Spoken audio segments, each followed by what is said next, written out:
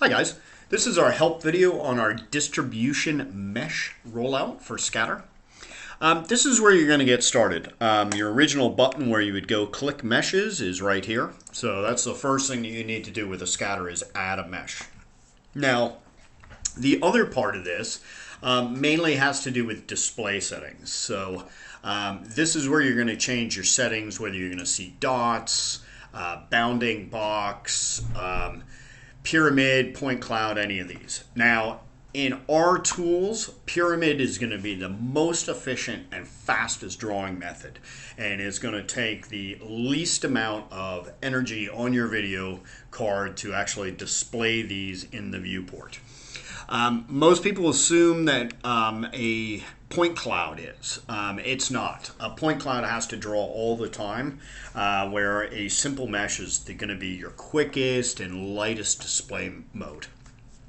Now, the second part of our drop down is to display just one of those objects. So I have right now, I have weeds, clover, grass, ivy, everything in here. If I just want to see the weeds, I can actually display those. If I want to show just the clover, I can just show that.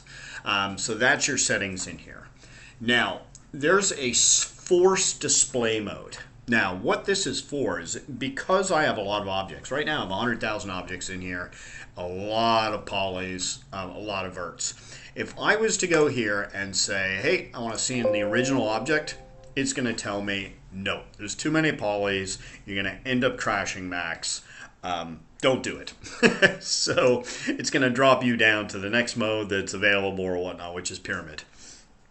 I can probably go up and display this. Yeah, I can't even, there's so many, I can't display this in squirrel mode. So it's going to try and help you out and not crash Max.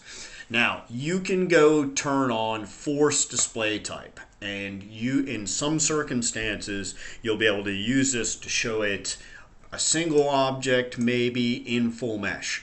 If you turn on this force display mode, we're leaving you to your own devices. If you're going to try and display this in full mesh, it'll let you. It's going to try and build that mesh for you.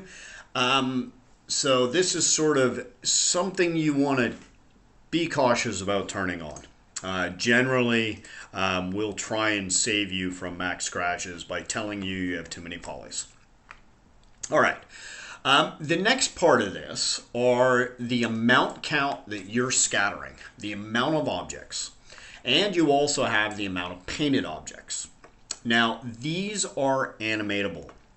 So if I turn on animation and I turn this to 0 and scrub so I get a key in here, and then I put this to the 100 frame and I say, let's give me 100,000 objects.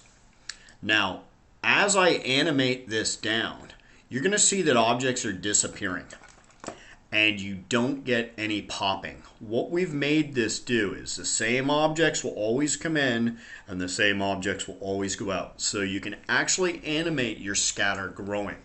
And you'll actually see if I have painted objects in here, I can animate those as well. We've done this because with other projects, I needed to animate some things coming in at a certain time. So trees coming in or whatnot on a time-lapse animation. And I wasn't able to do that.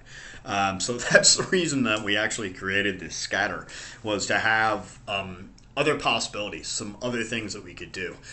This also works with our exclusion splines. If you have an exclusion spline animated over top of this scene, stuff won't pop and jump around. It'll actually just remove what's in that animation spline. All right. The last two things in here is we have a select all and an update all. Update all will actually go and update anything that you have in your scene. So if you change your textures on your trees, you want to do something, you've updated the geometry in your trees, or anything that you're scattering. So we're not looking at these objects all the time. If you go change them, you have to press this update all button to update your mesh. And the last little section in here is select all. So if I wanted to go to Max and I wanted to save out my selection, if I press this select all button, you're going to see that it selects everything that it needs in this mesh. So it selects the ground plane, it selects the scatter, and it selects the objects that I've added to my scatter. So I can simply now go save selected, and I won't be missing any objects for my scatter. So if you have a very busy scene, it's just a very quick way to just sort of select everything to save out. So that's it. Thanks a lot, guys. See you.